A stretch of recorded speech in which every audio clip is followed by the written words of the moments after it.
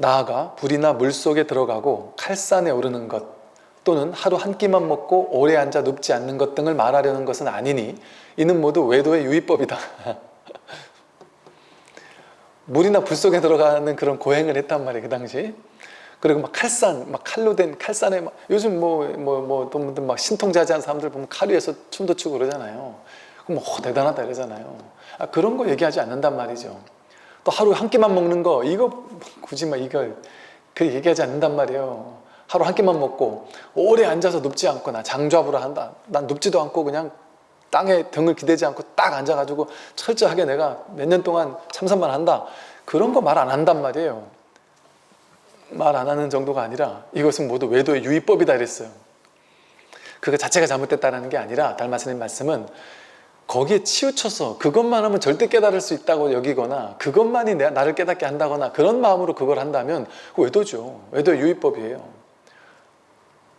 이 정법의 모의법은 그런 게 아니에요. 앉아있는 게 절대 진실일까요? 그 오래 앉아있는 내기만 하면 돼요. 그러면 오래 앉아있는 사람이 절대 큰 스님이에요.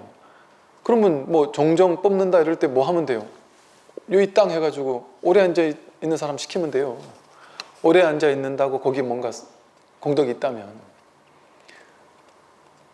오래 앉아있는다고 깨닫는 거 아닙니다. 한 번도 앉아있지 않았던 사람이 문득 자기 마음을 확인해요. 요즘에 독각들이 많아지고 있죠.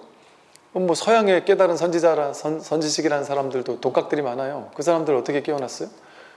참선 한 번도 안 했어요. 연불 독경 한 번도 안 했어요. 부처님의 불자도 몰라요. 뭐 했어요? 우리 같은 평범한 인생도 못 살았어요. 우울증과 강박장애와 깊은 어떤 절망감에 시달려서 5년 10년 쓰러져서 죽다 살아났는데 죽다가 죽을 것 같은 고통 속에서 확 포기해버렸는데 문득 깨어난 그런 사람들이 있어요. 참선에서 깨어났어요. 참선하고 상관없다니까요.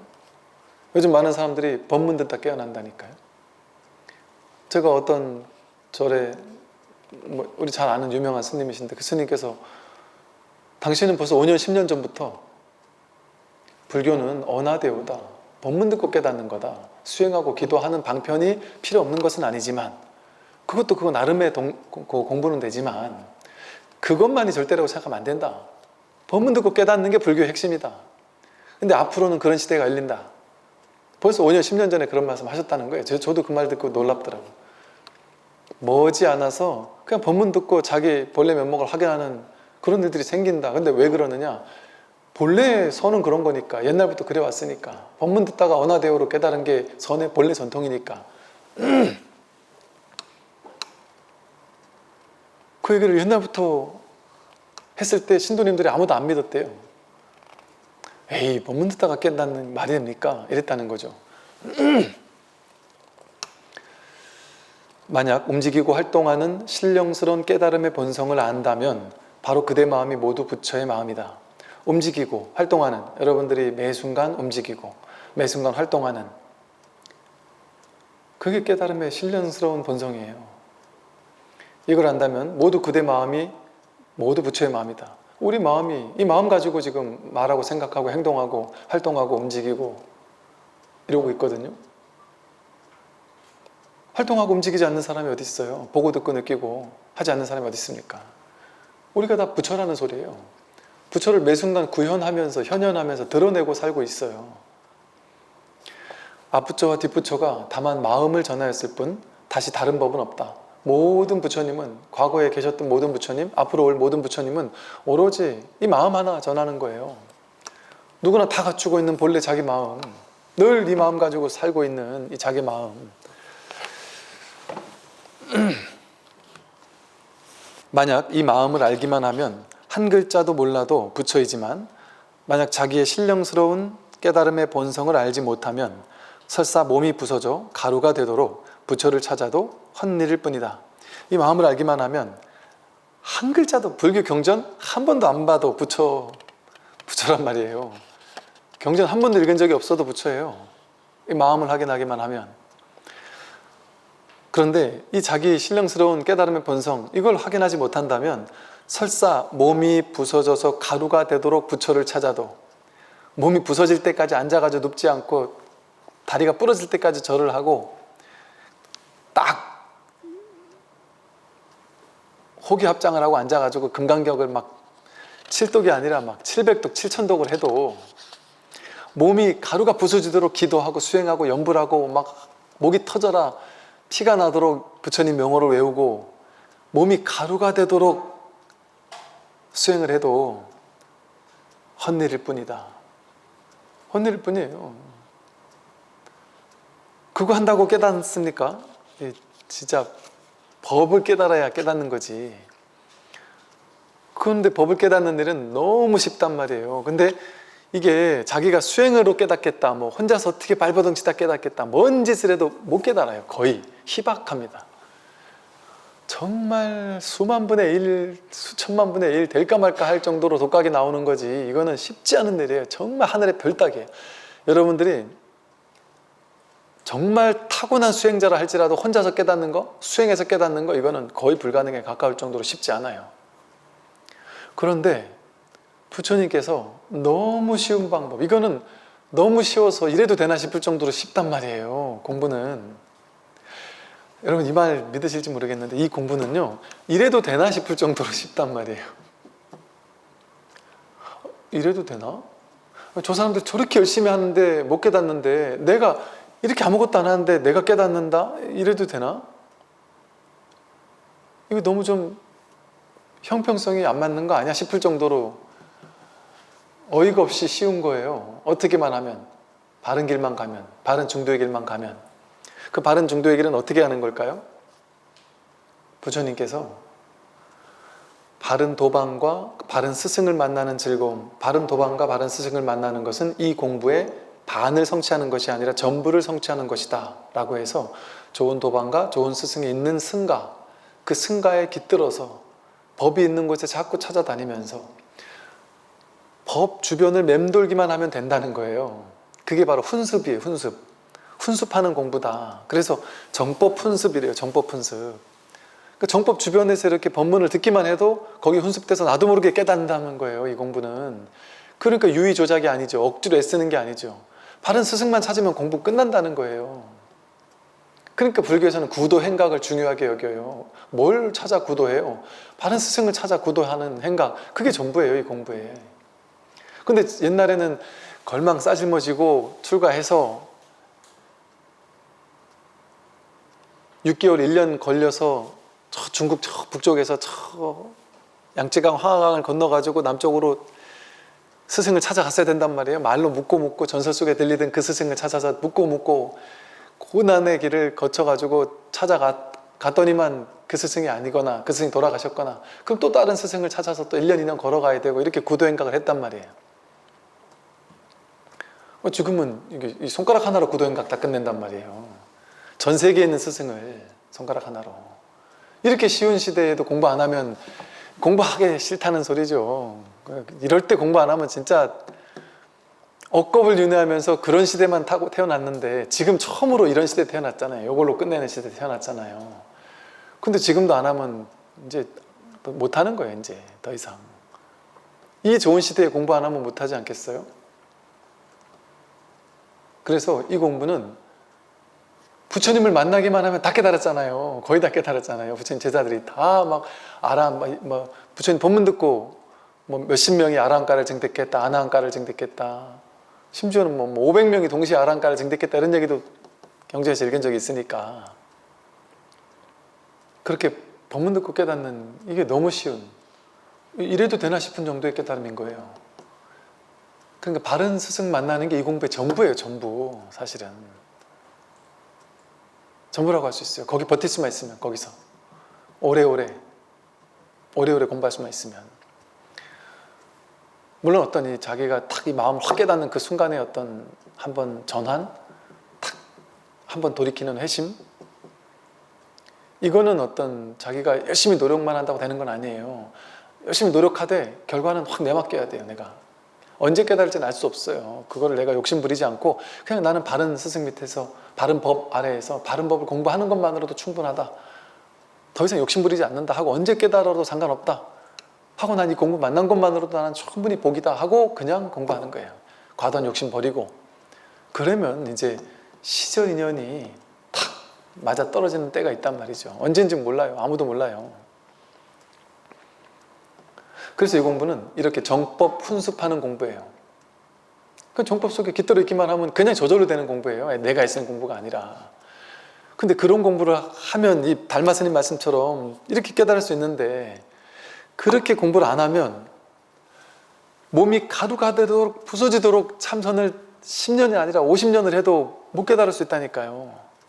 혼자서 뻗팅기는 공부를 아무리 해봐야 쉽지 않을 수 있어요. 그래서 이 공부는 스승 없이 혼자 할 수 없는 공부다 이런 얘기가 있는 거죠. 그러니까 공부복이 있는 사람은 너무 쉽게 공부를 하는 거고 스승복이 없는 사람은 정말 죽도록 해도 안 되는 일이 지금 우리 눈앞에서 벌어지고 있잖아요. 현실에서 그런 일들이 얼마나 벌어지고 있습니까?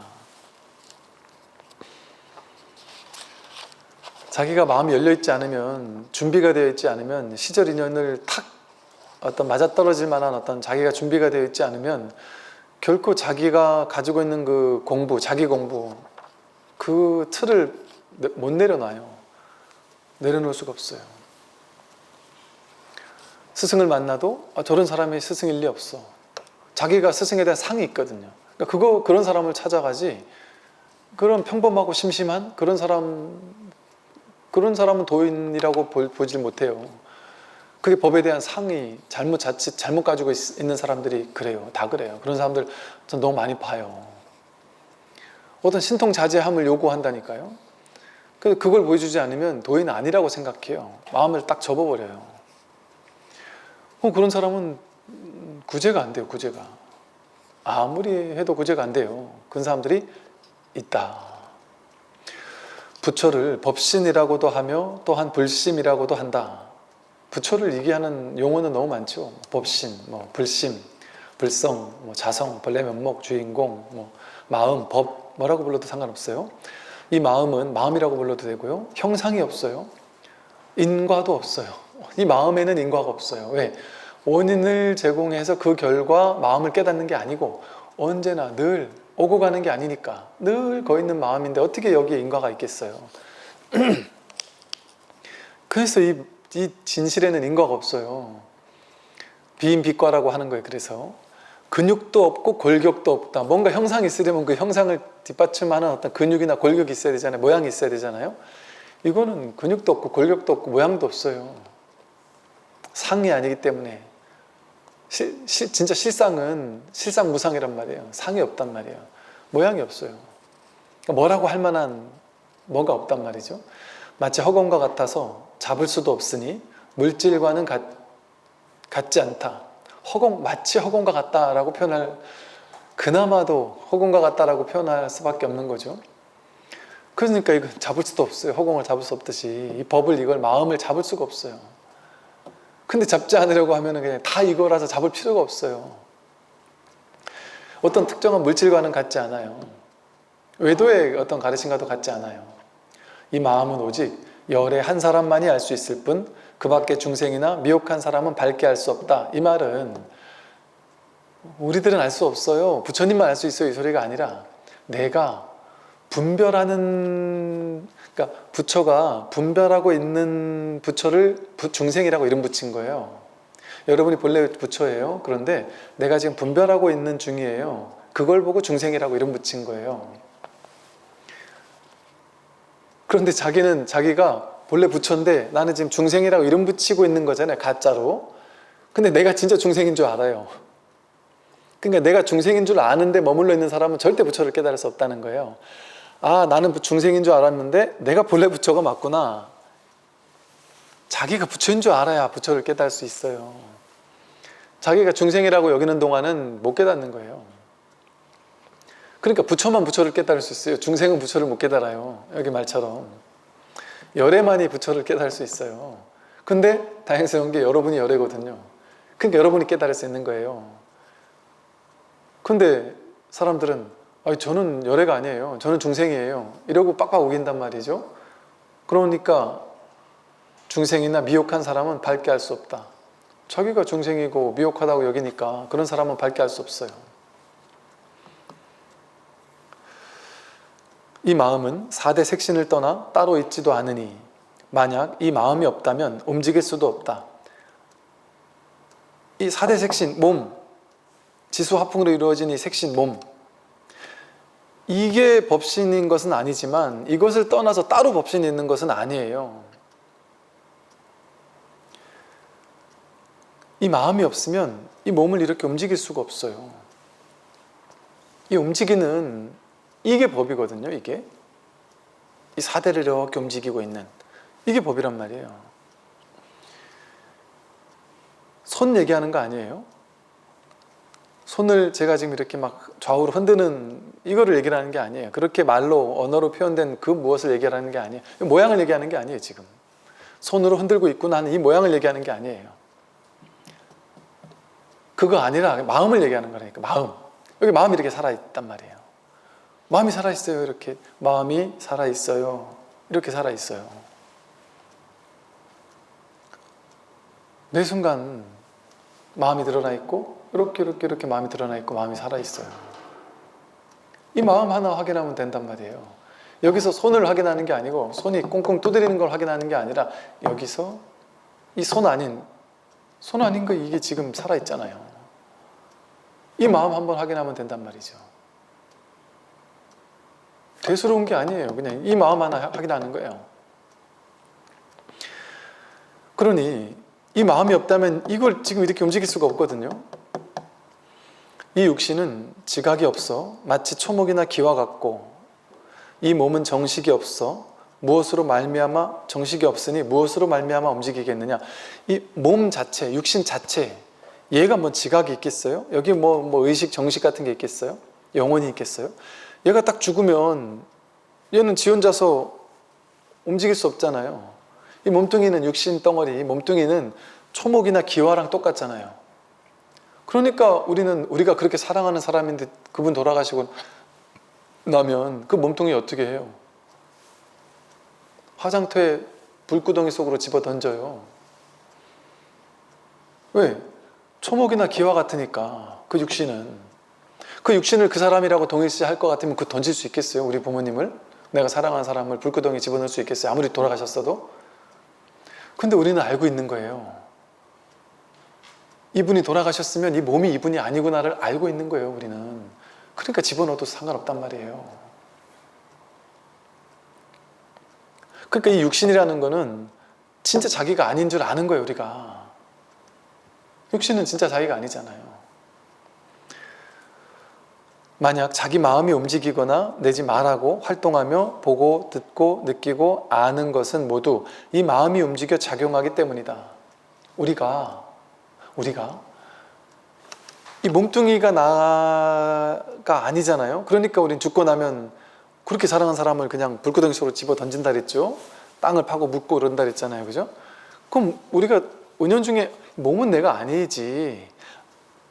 몸 말고 뭔가 이 몸을 움직이게 하는 어떤 영혼, 어떤 뭐 정신, 뭐 마음, 뭔가 실제가 따로 있나 보다 이렇게 생각한단 말이에요.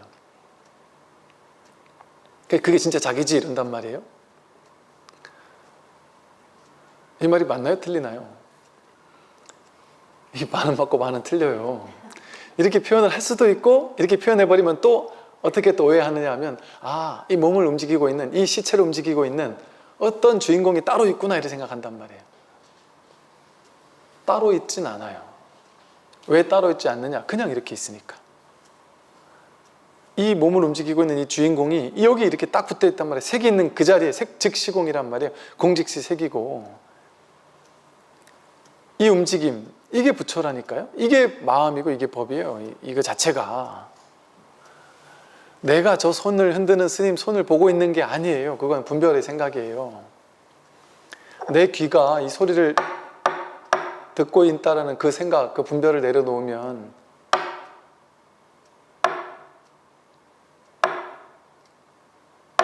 이게 부처예요. 이게 마음이고 이게 법이고 이거예요. 이게 다예요. 이게 다예요. 이걸 써서 말하고 생각하고 행동하고 밥하고 빨래하고 길을 걷고 기도 크고 나이도 들고 움직이고 말하고 활동하고 보고 듣고 느끼고 안단 말이에요. 이걸 써서 움직이는 것은 마음의 움직임이니 움직임이 바로 이것의 작용이다. 모든 움직이는 건 이 마음이 움직이는 거예요. 마음을 가지고 우리가 움직여 쓰는 거예요. 움직임이 바로 이것의 작용이에요. 움직임과 작용 밖에 따로 마음이 없고 마음 밖에 움직임이 없다. 움직임과 작용하는 거 이거 밖에 따로 마음이 따로 있지 않아요. 그냥 여기 지금 움직이고 있는 이게 마음이지. 이 마음 밖에 움직임이 따로 없단 말이에요. 이게 그냥 움직임, 이게 마음이지. 만약 움직인다면 마음이 아니고 마음은 움직이지 않는다. 이 말은 또 무슨 말이냐면 이게 마음인데 이게 지금 움직이고 있잖아요.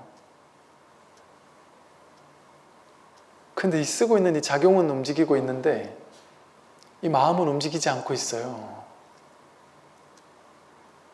이게 지금 움직임 가운데 움직이고 있는데 이 마음은 움직이지 않아요.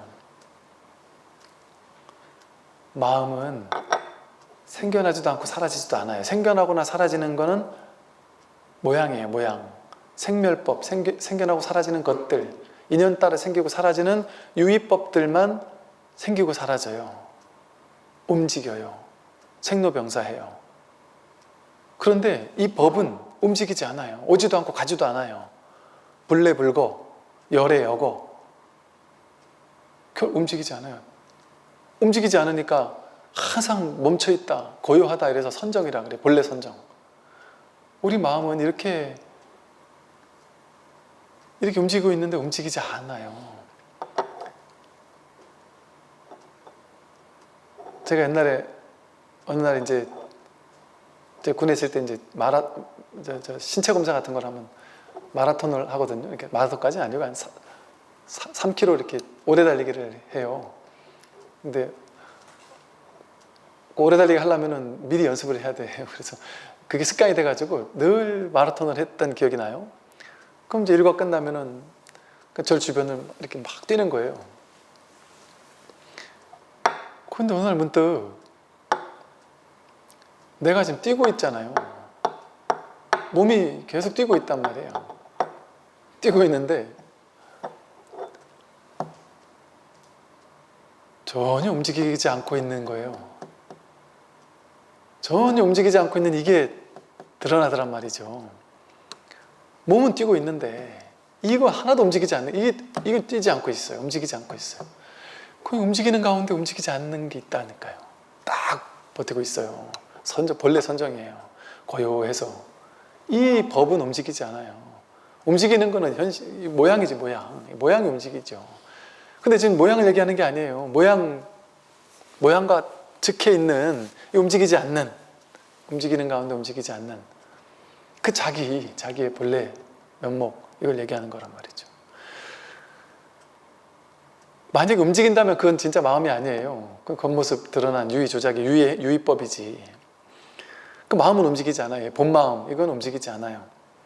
움직이면 본래의 마음이 아니고 마음은 본래 움직임이 없다. 이 본래 마음, 이건 움직임이 없어요.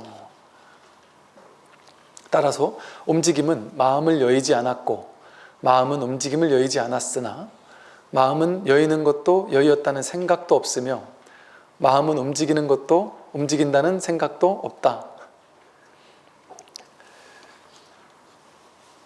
이런 말을 보면은 진짜 이 공부를 안 하는 사람들은 뭔 소리야? 이러고 넘어갈, 그럴 수밖에 없을 거예요.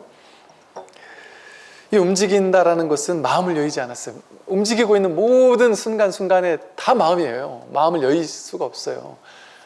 마음을 소외시킬 수가 없어요. 마음 매 순간 우리가 작용하고 움직이는 모든 순간의 마음이에요. 마음. 그 마음이 드러나 작용하고 있는 거예요. 한 번도 마음을 여의지 않았단 말이에요. 마음은 움직임을 또 여의지 않았단 말이에요. 그런데 이 마음은 여의었느니 여의지 않았느니 하는 이런 생각이 없어요. 소외되느니 소외되지 않느니 이런 생각이 없단 말이에요. 또 이 마음은 움직이니 움직이지 않느니 그런 생각조차 없단 말이죠. 하나의 분별도 일어나지 않는단 말이에요. 이것이 마음의 작용과 작용한 것이고 마음의 움직임과 움직인 것이다. 마음 이것이 작용한 거고, 마음의 움직임과 움직인 것이다. 이게 다 마음이 작용한 거고 마음이 움직인 거예요. 즉 마음이 그대로 작용한 것이며 마음이 그대로 움직임과 움직인 것이지 별도로 움직임과 작용이 따로 없다. 이 마음이 그대로 작용하고 있어요. 이게 작용 이게 마음이에요. 작용한 거 이게 마음이에요. 움직인 거 이게 마음이라고. 이게 마음이에요. 별도로 움직임과 작용이 별도로 따로 있는 게 아니에요. 마음과 그냥 딱 하나로 불이법으로 딱 여기 색즉시공 공즉시색이란 말이에요. 작용의 바탕은 본래 공하고 공은 본래 움직임이 없기 때문이다. 작용하는 모든 드러나고 있는 움직임, 작용, 그 바탕은 본래 공이에요. 그래서 움직이는데 움직이는 바가 없어요. 세상 삼라만상 온 우주가 이렇게 복잡다단하게 막 우죽순으로 일어나고 있는데 일어난 바가 없어요. 우리 인생에 좋은 일, 나쁜 일, 온갖 사건, 사고가 막 펼쳐지고 있는데 한 법도 일어난 바가 없어요. 내가 이렇게 달려가고 있는데 달려가는 바가 없어요.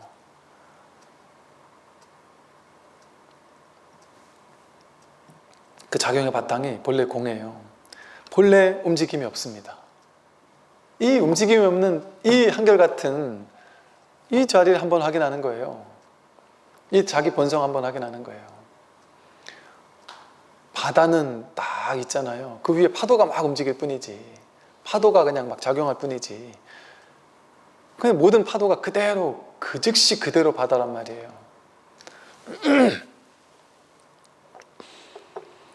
움직임과 작용이 다 같이 마음에서 일어난 것이지만 마음의 근본은 움직임이 없어요.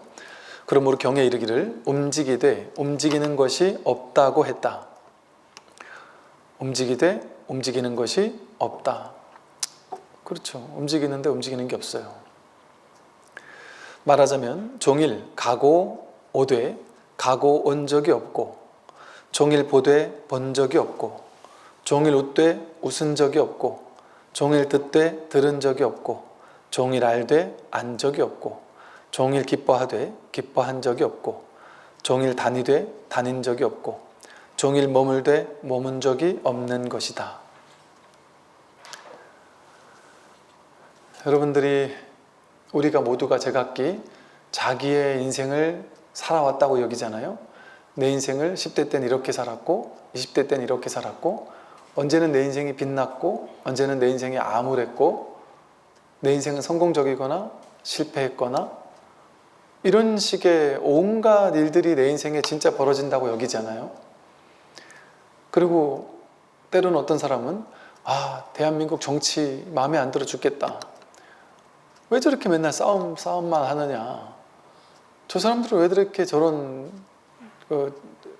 우리 진영과 다른 생각을 저렇게 옳다고 저렇게 어리석게도 주장을 하느냐 하면서 양편을 나눠가지고 서로 싸우기도 하죠. 또 저쪽에서는 왜 저렇게 전쟁을 하느냐, 온갖 복잡다단한 일들이 내 인생에도 벌어진다고 굳게 믿고 있고, 이 세상 속에도 온갖 일들이 벌어진다고 굳게 믿고 있단 말이에요. 오고 가고 일하고 행동하고 삶을 살고, 기쁘고 괴롭고, 성취하고 무너지고, 웃고 울고, 듣고 말하고, 다니고 멈추고, 일하고 일 안 하고, 모든 게 일어난단 말이에요. 우리 인생에 일어나는 모든 일들, 모든 움직임, 모든 작용, 이게 그대로 일어난 바가 없습니다. 다 행하고 있는데 행한 바가 없습니다. 했는데 한 게 없어요.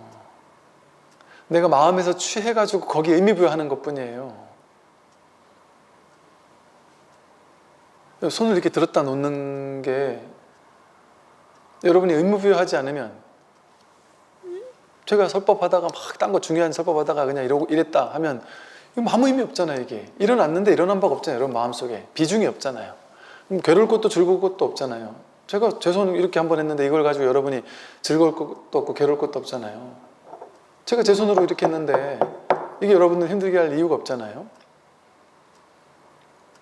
그런데 여러분 중에 예를 들어 제가 이렇게 했을 때는 아무 문제 없다가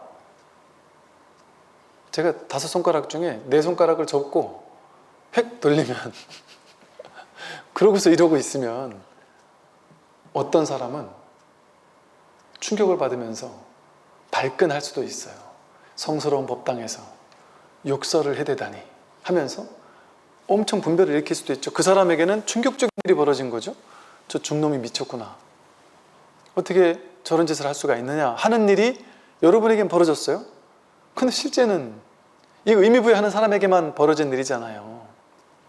본래 그런 일이 없어요. 있지만 이게 이 얘기 자꾸 하니까 층간소음으로 죽을 것 같은 사람에게는 이 말이 더 죽겠나 봐요. 제가 하는 말이 이거 내가 마음으로 만든 거다 하는 그 말이 더 듣기 싫다 그래요. 제발 층간소음 얘기 좀 하지 말라고. 스님이 진짜 당해보지 않았으면 그 얘기 하지 말라고 하는 분들 계시더라고요. 이게 너무 적절한 비유예요. 근데 이게 왜냐하면 이 층간소음이 자기를 죽이기도 하거든요. 남을 죽이고 싶을 만큼 실제라고 느끼거든요. 어떤 사람은 아무것도 아닌 일인데 이게 어떤 사람에게 실제적으로 죽을 것처럼 괴로운 일이 된단 말이죠. 이게 얼마나 생생한 좋은 비유예요.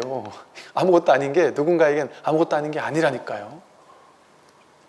누군가에겐 아무것도 아닐 수 있잖아요. 특정 상황 속에서는 또 아무것도 아닐 수 있고. 그런데 이게 왜 실제라는 그것을 이게 왜 실제죠? 제가 말하는 거는 분별을 얘기하는 게 아니에요. 분별을 따라가면 실제죠, 당연히. 우리 생각으로 판단으로 하면 분별을 따라가면 당연히 실제예요. 근데 이 자리에서는 그런 일이 없다니까요. 미친 층간소음 정도가 아니라 위에서 벽을 뚫어도 아무 일이 없다니까요. 벽을 뚫는 게 아니라 빌딩이 무너지고 지구가 무너지고 지구가 멸망을 해도 원자폭탄 수억 개가 터져가지고 지구가 가루가 돼도 아무 일이 없다니까요. 움직임이 없어요. 한 법도 일어난 바가 없어요. 열에 여고 한 법도 일어난 바가 없어요.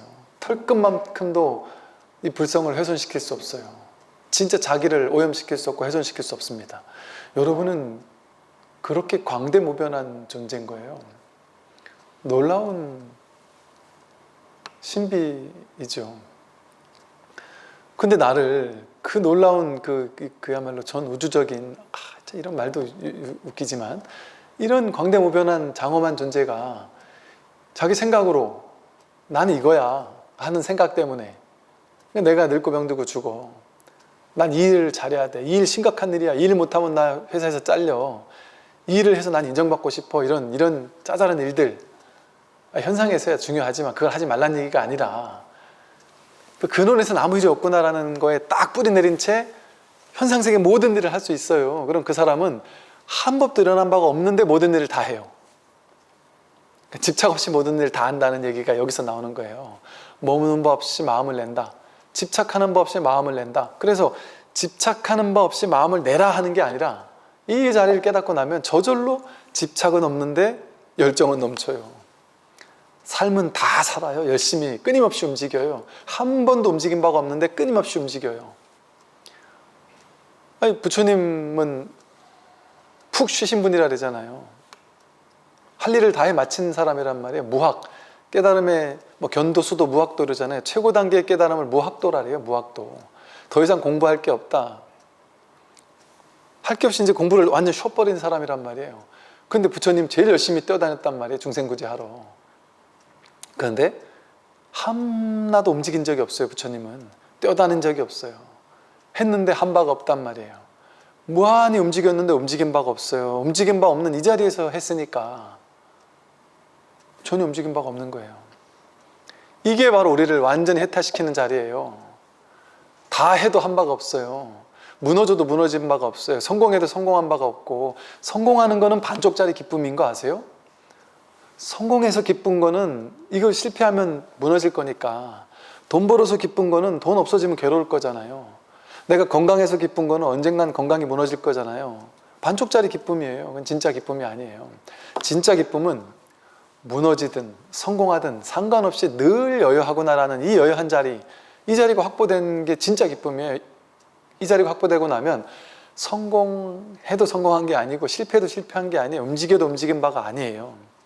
그래서 늘 그 자리예요. 딱 여유, 한결같은 거예요. 여유한, 열의 여고, 오지도 가지도 않는 늘 한결같은 이 자리에 딱 서 있단 말이에요. 그러니까 인생에서의 수많은 희노애락은 오고 가지만 그 껍데기에서 희노애락이 오고 가는 거지, 딱 이 내가 확보한 이 법의 자리에서는 한치도 움직인 바가 없어요. 오고 가는 바가 없어요. 아무 일이 없어요. 모든 일을 다 하면서도 그 일이 없어요.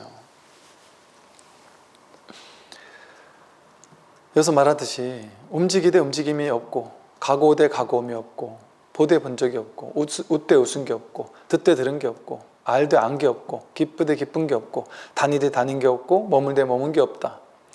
그러므로 경에서 이르기를 언어의 길이 끊어졌고 마음이 갈 곳이 사라졌다고 하였다. 언어도단 심행처멸. 말로는 이걸 어떻게 설명할 수가 없어요. 이게 어떻게 분별의 구조를 가지고 분별로서 이걸 이해하도록 시킨다? 이게 이해가 되겠어요? 이해가 됩니까, 여러분? 움직였잖아요. 행위했잖아요. 세상이 이렇게 복잡다단하게 움직이고 작용하고 있잖아요. 근데 하나도 움직이고 있지 않다는 게 말이 되냔 말이에요. 말로 이게 설명한다고 이 말이 이해가 되냔 말이에요. 이해로 알려고 하면은 이거는 안 되는 거예요.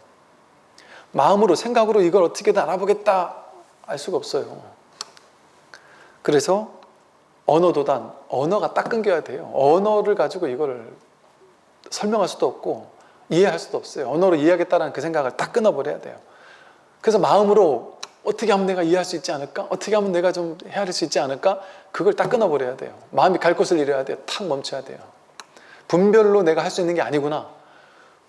마음 분별심 가지고 언어 개념을 이용해서 내가 이해하거나 이런 걸 가지고 이 공부를 할 수 있는 게 아니구나 해서 언어 딱 도단이구나. 언어로는 안 되는구나. 그래서 심행처멸, 마음이 갈 곳을 딱 잃어버려야 돼요. 이러지도 저러지도 못해야 돼요. 꽉 막혀야 돼요. 내가 할 수 있는 게 사라져요. 언어로 이해할 수 있는 게 없으니까 언어가 중요하지 않아요. 그 조스님이 얘기하는 그 낙처가 뭔지 그게 궁금할 뿐이지 언어를 말 따라 이해하는 거는 관심 없단 말이에요. 언어 도단이니까. 그런데 드디어 마음이 갈 곳을 잃어요. 처음에는 마음으로 이렇게 하면 될까? 저렇게 하면 될까? 이 방법 쓰면 될까? 저 방법 쓰면 될까? 이렇게 해보면 좀 더 깨달을 수 있을까? 내가 이게 부족해서 그런가? 저래서 그런가? 하고 마음으로 자기 장단점 이걸 자꾸 파악하려고 했어요. 자기 문제점이 뭔가를 자꾸 파악하려고 애쓰고. 그러는 동안은 이거 유의조작으로 공부하는 거예요. 심행처멸, 마음이 갈 곳을 딱 잃어야 돼요. 이러지도 못하겠고 저러지도 못하겠다. 내가 이래서 그런가 하는 것도 자기 생각이잖아요. 이것 때문에 그런가 하는 것도 자기 생각이잖아요. 내가 될 수 있을까? 이것도 자기 생각이잖아요. 금생에 내가 깨달을 수 있을까? 그것도 자기 생각이잖아요. 안 될 것 같아. 자기 생각이잖아요. 될 것 같아, 안 될 것 같아, 이렇게 하면 되나 저렇게 하면 되나 이 생각을 하는 동안은 아직 아니란 말이에요. 그냥 그 모든 게 다 끊어져야 돼요. 마음이 갈 곳을 잃어야 돼요. 심행처멸, 마음이 갈 곳을 탁 잃어야 돼요. 이러지도 저러지도 못하는 거예요. 분별로는 도저히 할 일이 없어야 돼요. 그러니까 그냥 허탈한 거예요. 마음이 콱 막히고 알고 싶은데 눈물은 나지. 왜 너무 알고 싶으니까. 근데 할 수 있는 방법 아무것도 없으니까. 깝깝하고 답답해서 어떤 사람 막 눈물이 나더라고 그러고 진짜 막 죽을 것처럼 막 그냥 깝깝하다고도 그러고. 근데 뭐 반드시 그래야만 되는 건 아니에요. 또 그렇게 막 몰아붙여야만 되는 건 아니에요. 어떤 사람은 그렇게 막 깝깝해 죽을 것 같지는 않지만 그냥 이 자리를 알고 싶다라는 그냥 그거는 간절한데, 근데 스님 죄가 좀 이상해요. 남들은 막 그냥 막 눈물이 날 정도로 알고 싶다는데 나는 눈물이 날 정도로 알고 싶은 건 아니고 나도 모르게 그냥 매일 이걸 듣고 있어요. 근데 나도 한번 이거 알고 싶다. 이거는 있는데 막 그렇게 막 가슴이 막 간절히 원해서 죽을 것처럼 원하고 이러진 않는데 상관없어요. 그래도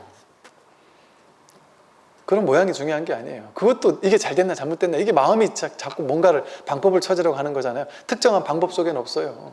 방법이 정해져 있는 것도 아니고 사람에 따라 다 달라요. 가는 길이. 그러니까 마음이 갈 길을 탁 멈춰야 돼요. 그냥 저마다 자기다운 자기 길로 가는 거거든요.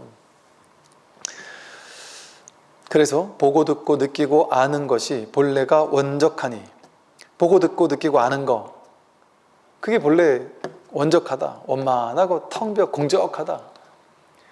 보지만 본 바가 없고 듣지만 들은 바가 없고 느끼지만 느끼는 바가 없고 알지만 아는 바가 없으니까 원적한 거죠.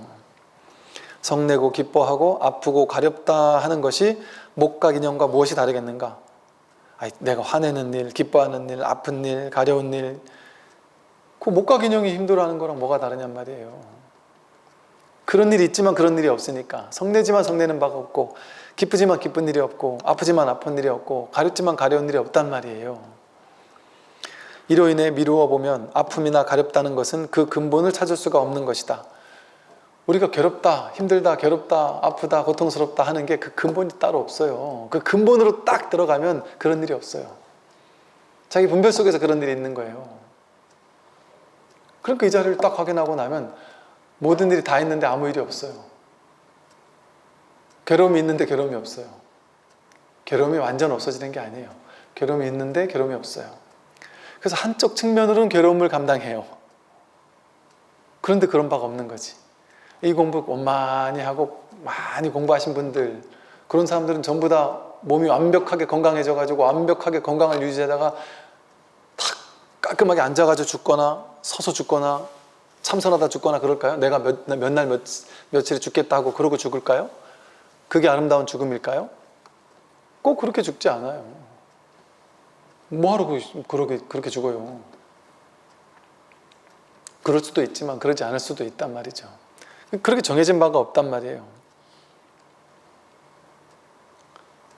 이 자리를 탁 깨닫고 원만해서 공부가 확실하신 분들이 여전히 담배를 못 끊다가 폐암 걸려 죽을 수도 있어요. 인도의 어떤 성자가 폐암 걸려 죽었다면서요. 그 자연스러운 일이에요. 그 사람은 폐암 걸려 죽는 게 상관없는 거예요. 죽고 사는 게 본래 없다라는 거 아니까. 이 자리를 법에 대한 안목이 원만하신 분인데도 술 끊으려면 끊을 수도 있었을 것 같아요. 그런데 굳이 술을 끊어야 되나 해서 안 끊고 술 드시는 거사님들도 계세요. 이 공부 많이 하셨는데, 네, 술 드시는 거랑 그런. 그러니까 당신이 소규모로 이렇게 몇몇 사람하고 마음 공부를 가르쳐 준대요. 그거 가르치고 나서 끝나고 갔지만 술 잔뜩 드신다고. 어떤 사람들은 그거 한번 가보고 나서 야, 도인이라는 사람이 뭔 술을 먹나 이런다는 거죠. 그럴 수도 있어요, 당연히.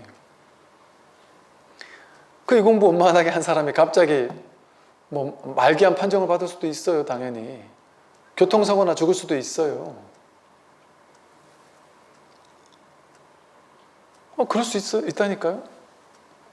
서양의 선지식들은 이 자리를 깨닫고 나서 이혼하는 사람도 있어요. 이혼을 죽어도 못하겠다 막 이러고 있다가 이혼해도 되겠구나 하고 자연스럽게 이혼을 하기도 해요. 그 더 웃긴 거는 그 혼자 살던 사람들이 혹은 또 이혼한 사람들이 이걸 깨닫고 나서 새롭게 또 연애를 하기도 해요. 재혼을 하기도 해요. 그래서 바이런 케이티가 그 금강경 해설서를 썼는데 그걸 읽다 보니까 그게 자기가 재혼한 사람, 남편하고 이혼하고 깨닫고 나서 이제 재혼을 한 것 같아요. 그러니까 재혼한 사람이 자기 아내가 말 한마디 하는 게 이게 범상치가 않은 거예요. 그리고 금강경, 노자 도덕경, 무슨 경전이든 갖다가 읽어주기만 하면 그걸 술술술술 해설하는 거예요. 당신 불교 공부했어? 그러니까, 아니, 나 그런 거 안 해봤어. 어떻게 이렇게 알아?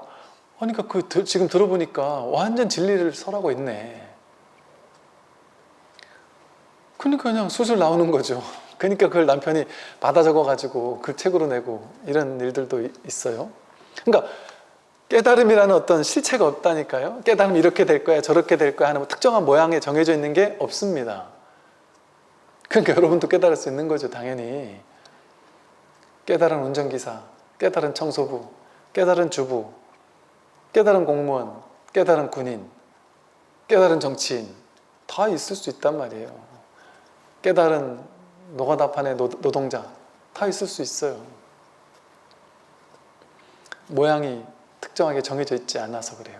왜? 그 움직임은 움직임은 중요치 않아. 이 법의 자리에서는 항상 고요한 이 자리에서는 현상 세계가 이 일 저 일 하는 거고 이 모양 저 모양 가지는 거고 그 모든 일은 전부 다 부처의 일이지 부처의 작용이지 거룩한 일, 저급한 일이 따로 없어요. 성스러운 행동, 저급한 행동이 따로 없어요. 그러니 깨달은 도인에게는 성스러운 뭔가가 따로 없다니까요. 깨달은 도인은 오로지 이슬만 먹으면서 산속에서 풀만 먹으면서 고요하게 이렇게 과식도 안 하고 화도 안 내고 도시에 오면은 모든 걸 신기하면서 이럴 거라는 편견이 있다니까요. 우리들에게는. 여러분 좀 아시겠지만 진짜 우리나라엔 그런 스님들에 대한 편견이 있어요. 제가 현대인이거든요. 저도 스마트폰 다 할 줄 알고 뭐 빠삭하게 다 알아요. 어지간한 사람들만큼. 모르겠어요. 제가 다 알아요. 그런데 승복을 입고서 뭘 하러 이렇게 가잖아요. 하다못해 뭐 핸드폰을 바꾸려고 이렇게 가잖아요. 그러면 이제 아예 딱 이제 모를 거야 라는 걸 이렇게 깔고 이렇게 하나 설명을 해줘요. 저 다 알아요. 이러면 아세요? 알아요. 이러면 그렇구나 이러고 뭐 뭘 해도 어디 가서 뭘 해도 모를 거야 라는 걸 하다못해 어디서는 보면 이렇게 가면 모를 거야 하면서 이게 스님이니까 더 잘해주는 데도 있고 또 이게 제가 훤히 이렇게 보고 있는데 모를 거야 하고 이렇게 사기를 치는 것도 있어요. 그럼 때로는 너무 과하다 싶으면 이거는 이렇게 좀 해주세요 하면은 깜짝 놀라서 알겠습니다 이런 경우도 있고 뭐 그냥 애교다 싶은 건 그냥 넘어가기도 하고 스님들이 다 그렇지 않다니까요. 요즘 스님들 전부 다 알아요. 그게 편견이에요. 스님들은 이럴 거야. 또 깨달은 도인들은 이럴 거야. 현대인이 깨달으면 현대인이에요. 도시 사람이 깨달으면 도시인이고. 제가 원강사 서울 용산에 있을 때 맨날 수도승이라고 그러는데 수도승이 딴 게 수도승이 아니라 수도에 살면 수도에 사는 수도승이에요. 그냥. 그러니까 어떤 특정한 조건 그런 게 정해져 있지 않아요. 그러니까 누구나 가능한 거라서 그래. 누구나 가능해요. 노숙자도 깨달을 수 있다니까요. 누구나 가능해요. 이거는 여기까지 하겠고요. 이걸로써 이제 달마 혁명론 이 짧은 말씀이지만 달마 스님의 아주 깊은 안목이 담겨 있는 그 헬맹론을 가지고 그동안 오랫동안 이렇게 공부를 함께 해주셔서 감사드리고 이제 다음 주죠? 다음 주가 7월이죠? 다음 주부터는 이제 얘기했던 것처럼 이제 지공화상의 불이송, 불이법에 대한 안목을 아주 밝게 드러낸 이 조사선의 아주 중요한 책인데도 그렇게까지 많이 알려져 있지는 않은 것 같아요. 다른 것들에 비해서. 그래서 이 불이송에 대해서 14과송이라고 불리는 우리 직지심체요절하는 직지에 들어있는 것에 대해서 한번 한 6개월쯤 해가지고 한번 공부를 해보도록 그렇게 하겠습니다. 네, 수고를 많으셨습니다. 안녕히 가십시오.